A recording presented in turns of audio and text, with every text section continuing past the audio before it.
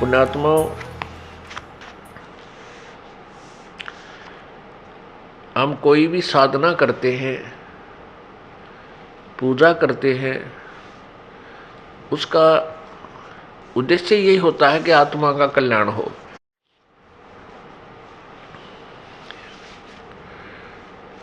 और फिर हमारे संसारिक जीवन में, हमारे संसार के अंदर संसारिक कार्य, इस मनुष्य जीवन में जो हमारे ऊपर आने वाली आपदाएं हैं वो भी टले। क्योंकि यहाँ आपदाओं पर आपदाएं आएंगी तो हम भक्ति नहीं कर सकते, आत्म कल्याण नहीं करवा सकते। फिर हमने ये सेलेक्ट करना है, ये चुनना पड़ेगा कि वो कौन प्रभु है जो हमारे प्रारब्ध में, किस्मत में लिखे हुए संकटों को समाप्त कर सके, नाश कर सके, अक्षमा कर सके। अब कष्ट संकट किस लिए आते हैं, दुख किस लिए आता है और सुख किस कारण से होता है? सर्वविदित है कि सुख पुण्य से होता है और दुख पाप से होता है।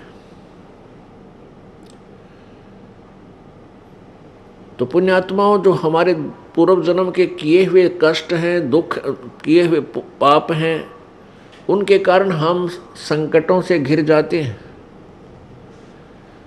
और ये हमें मालूम है कि भगवान संकट मोचन है। उस संकट मोचन से हम फिर अपने संकटों के निवारण के लिए चेष्टा करते हैं। फिर हमें ये भी पता है कि परमात्मा का मार्ग, हमारे संकटों का मोचन जो है संतों द्वारा ही होता है, ईश्वरीय शक्ति से। इसलिए हम संतों की तलाश में फिर चलते हैं। और कुछ दंत कथाएं सुनी होती हैं, कोई मंदिर जाता है, कहते हैं उस मंदिर में जाने से संकट निवारण होता है। कोई किसी मजार पर जाता है, किसी पीर की मंडी पर जाता है कि वहाँ जाने से संकट निवारण होते हैं। कोई किसी तालाब, जोहड़ में या दरिया में स्नान करने जाता है कि उसमें स्नान करने से संकट मोचन होता है, कष्ट निवारण होते हैं। इन सभी श्रुतियों से, इन सब सुनी सुनाई बातों से हम अपने संकट के निवारण के लिए प्रयत्नशील रहते हैं। हमें मालूम है कि परमात्मा हमारे दुखों का निवारण करता है। उस उद्देश्य से हम घर से निकलते हैं। जिसको जैसा भी ज्ञान होता है, कोई मंदिर में जाता है, कोई मस्जिद में, कोई गुरुद्वारे में, कोई चर्च में, कोई किसी तीर्थ धाम पर जाता है, कोई किसी तालाब पर स्नानार्थ जाता है और कोई संतों के पास जाता है। वहां जाने के बाद फिर भी वो सुखी नहीं हो रहा। उसका कारण क्या है? सबसे पहले हमने ये जानना होगा, जिस संत के पास आप जाते हो वो आपको कोई ना कोई जंतर मंत्र, भक्ति साधना का अवश्य बताता है कि आप ऐसे करो, आपका कष्ट निवारण हो जाएगा। तो जो दुखी है, जैसे कोई रोगी वैद्य के पास जाता है, वैद्य उसको जो दवाई देता है, औषधि देता है, वो उसको खाता है और बताए अनुसार सारी परहेज रखता है।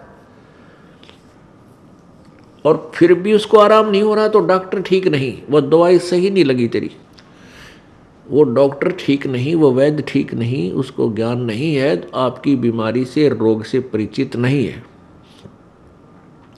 तो क्या करते हैं? फिर दूसरे वैद्य के पास जाते हैं, फिर तीसरे के पास जाते हैं। जब तक रोग नहीं कटेगा तब तक आप चैन से बैठ नहीं सकते और न ही बैठना चाहिए। अब कुछ पुण्यात्माएं संतों के पास चले गए, किसी को 2 वर्ष हो गए, किसी को 10 वर्ष, किसी को 20 वर्ष। आपत्तियां ज्यों की त्यों बनी हुई हैं। कुछ पुण्यात्मा केवल परमात्मा प्राप्ति यानी अपना आत्म कल्याण समझकर वहां गए उन संतों के पास कि गुरु बिन मोक्ष नहीं होता। ये भी उनको ज्ञान हुआ कि गुरु अवश्य होना चाहिए, गुरु बिन भक्ति भी नहीं बन सकती। ये भी तथ्य है, सत्य है। लेकिन गुरु पूरा हो, अधूरे गुरुओं से, नीम हकीम वैद्यों से स्वास्थ्य प्राप्त नहीं हो सकता, रोग कट नहीं सकता। इसलिए हम जो पुण्य आत्मा थी वो इन संतों के पास पहुंच गए। लाखों और करोड़ों की संख्या में वहां जन समूह एकत्रित हो गया। अब वहां उनको लाभ नहीं हो रहा। जैसे जब तक जीव के पुण्य, पूर्व जन्म के पुण्य चलते हैं, तब तक वो किसी भी साधना को कर रहा है, किसी भी संत के पास वो गया हुआ है, उसके पूर्व जन्म के पुण्यों से अच्छा लाभ मिल रहा है, वो सुखी है। जैसे किसी का अच्छा कारोबार चल रहा है, घर में संतान बेटा बेटी हो गए, फिर उनकी पढ़ाई अच्छी होगी, उनको अच्छी नौकरियां मिल गई, अच्छे स्थानों पर उनका विवाह संस्कार हो गया, तो वो भक्त उन संतों के पास था, तो उसने ये सोचा कि जो गुरुजी ने मुझे मंत्र दे रखा है इससे मुझे लाभ हुआ। और उसी गुरुजी के पास ऐसे भी व्यक्ति हैं जो दुखी गए थे और उससे भी और दुखी हो गए। वही साधना, वही भक्ति वो कर रहे हैं, क्योंकि उन जिनके सर्व सुख थे, सब कार्य ठीक हुए, उनके पूर्व जन्म के पुण्य उनके साथ थे। और जिनको लाभ पहले ही नहीं था वो और भी चले गए, वहां जाने के बाद और भी दुखी हो गए। तो उनका पुण्य पूर्व जन्म का नहीं था, पाप उन्हें भोगने ही पड़ रहे हैं। तो फिर वो संत उनको क्या कहते हैं? जो दुखी थे और सुख नहीं हुआ, उनको कहते हैं कि तुम्हारे प्रारब्ध का जो भोग है ये तो भाई भोगना ही पड़ेगा। भक्ति करो, आगे वाले जीवन में तुम सुखी हो जाओगे। पुण्यात्माओं, जब वो संत ये कह देते हैं कि तुम्हारे प्रारब्ध का जो भोग है वही तुम्हें मिलेगा, तुम्हारे प्रारब्ध में, तुम्हारी किस्मत में पुण्य है तो सुख मिलेगा, पाप है तो दुख मिलेगा ही मिलेगा, इससे सिद्ध हो जाता है कि उस संत के पास कोई भक्ति मार्ग नहीं है, उसके पास वो दवाई औषधि नहीं है, उस परम शक्ति का उससे योग नहीं है जो हमारे प्रारब्ध के पाप को नाश कर सके। और पाप नाश हुए बिना सुख नहीं हो सकता। जैसे किसी के पैर में कांटा लगा हो और कोई किसी के पास जाकर कहता है कि मेरे पैर में पीड़ा है, उसने बता दिया कि तेरे पैर में कांटा लगा हुआ है, गहरा चला गया है, ऊपर दिखाई नहीं दे रहा है, जिस कारण से तुझे पीड़ा है। अब वो व्यक्ति ये कहे कि तेरा कांटा तो निकल नहीं सकता, अब जूता पहन ले, आने वाले आगे तुझे कांटा नहीं लगेगा, फिर से कांटा नहीं लगेगा, जूते पहनो। पुण्यात्मा, जब तक कांटा नहीं निकलेगा तब तक जूता पहना नहीं जा सकता। उसका कांटा लगे पैर में, उसका प्रॉपर जो है समाधान क्या है कि पहले कांटा निकले और फिर वो जूता दिया जाए कि आगे जूता मत निकालना, नहीं कांटा फिर लग जाएगा। फिर वो इस डर से जूता कभी नहीं निकालेगा कि कहीं फिर कांटा ना लग जाए, क्योंकि वो बहुत पीड़ित हो चुका है। ऐसी जो पुण्यात्माएं यहाँ दुखी होकर आती हैं इस सच्चे दरबार में, कबीर परमात्मा के दरबार में, ये परमेश्वर कबीर जी का हॉस्पिटल है। दास यहाँ उन्होंने एक वैद्य डॉक्टर बना रखा है, आत्मा का उपचार करने वाला। तो पहले आपके प्रारब्ध में जो दुख है वो कष्ट रूपी कांटे को निकाला जाएगा। उस कष्ट रूपी कांटे को निकाल दिया जाएगा, फिर आपकी रुचि बनेगी परमात्मा की साधना करने में। और फिर आपको ऐसा ज्ञान दिया जाएगा कि फिर पाप मत करना, नहीं तो ऐसा ही संकट तेरे ऊपर फिर आ जाएगा, फिर आप कभी पाप नहीं कर सकते, क्योंकि आप पाप के कष्ट से परिचित हो चुके हो। फिर ये राम नाम का जूता आप कभी नहीं निकालोगे, यानी भक्ति का, परमात्मा के नाम को खंडित नहीं करोगे। कुछ प्राणी सुखी हैं और वो भी यहाँ आते हैं, उनको केवल आत्म कल्याण का ही उद्देश्य रखते हुए वो यहाँ आते हैं, उनको आत्म कल्याण का ही उद्देश्य होता है, उनको भी उपदेश दिया जाता है। लेकिन वो बहुत ही अच्छी पुण्यात्मा होगी तो मार्ग पर ठीक लग जाती है, नहीं तो कुछ, क्योंकि वो पहले सुखी है, फिर परमात्मा के चरणों में आने से उसको और सुख मिलता है, पुण्य पाप नाश हो जाते हैं, तो वो संकटों से परिचित नहीं होता। कुछ दिनों के बाद सत्संग में आना कुछ कम हो जाएगा और फिर कुछ ऐसे व्यक्तियों से उसका मेल मिलाप हो जाएगा, वो फिर भक्ति छोड़ देता है, वो चला जाता है। परमात्मा कहते हैं इतना सुख भी ना दे भगवान। कबीर भगवान जी अपनी अमृत वाणी में, अपनी मुख से उच्चारित उस अमर वाणी में अपने ही ऊपर वाणी बोलकर हमें समझा रहे हैं।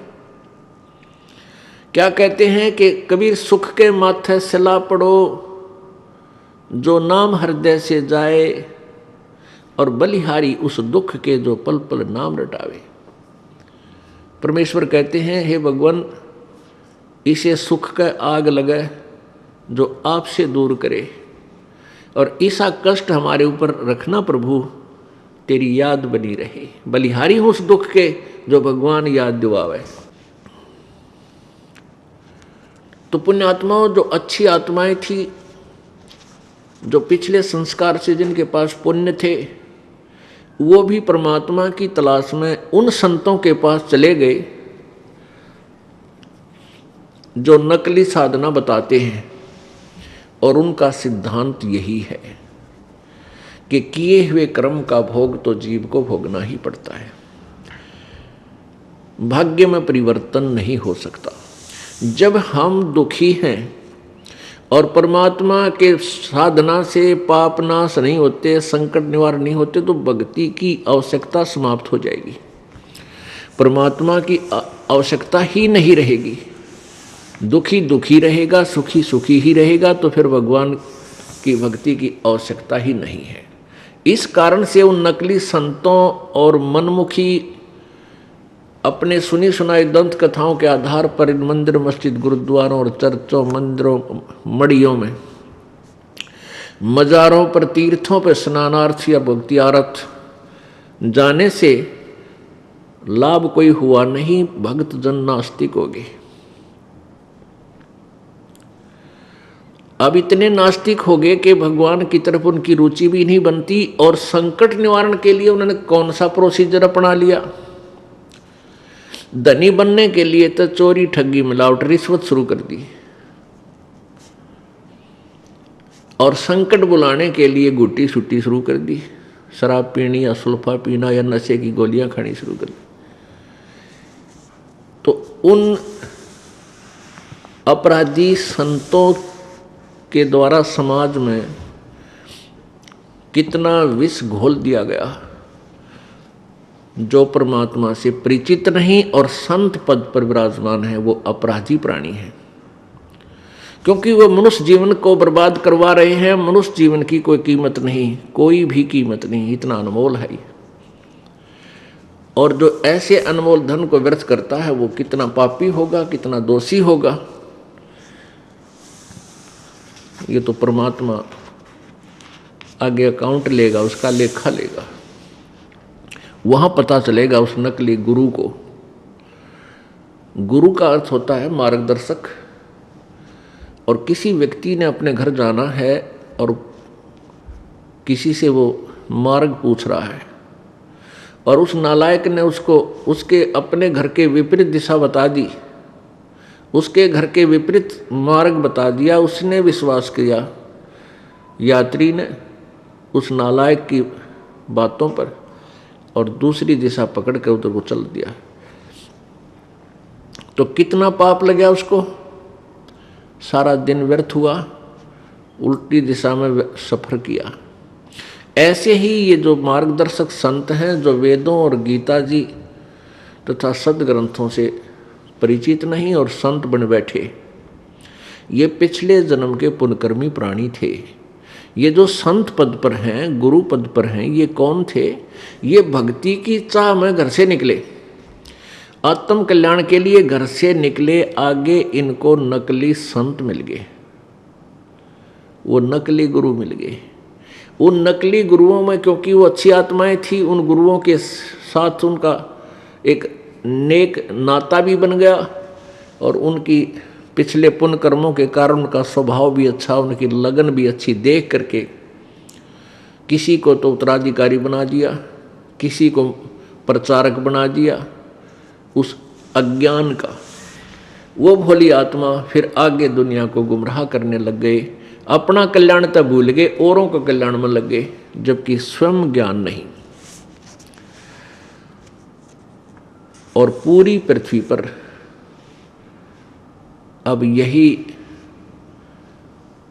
व्यवस्था बनी हुई है, किसी भी संत के पास यथार्थ ज्ञान नहीं और सभी गुरु बने हुए हैं। गुरु का अर्थ होता है मार्गदर्शक, यथार्थ ज्ञान देने वाले। तो पुण्यात्माओं, वो महादोषी हैं और आप जी का जीवन बर्बाद हो रहा है।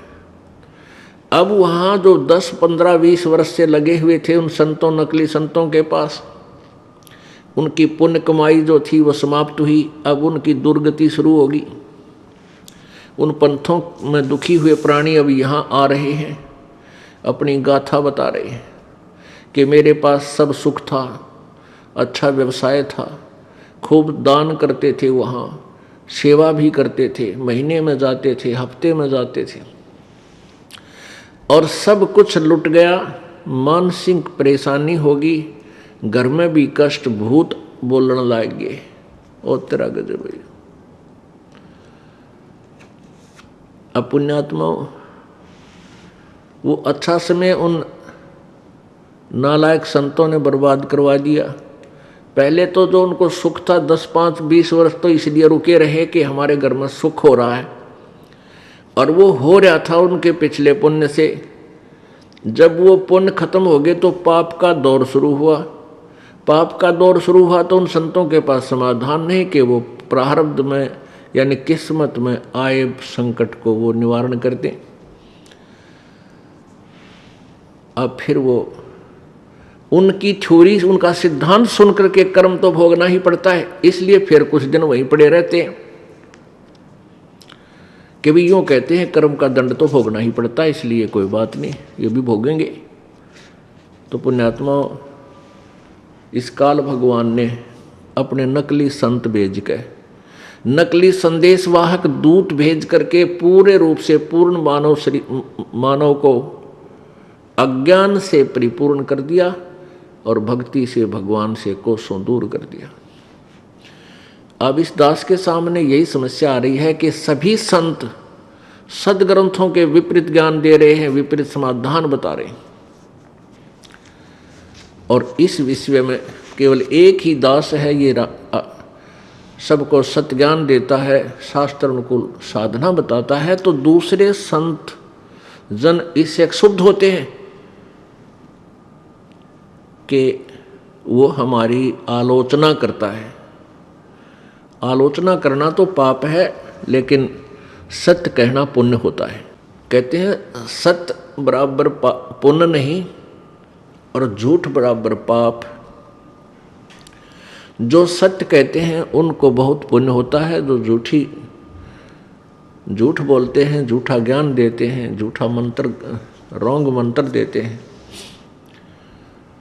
उन जैसा पाप नहीं, उनको महापाप है।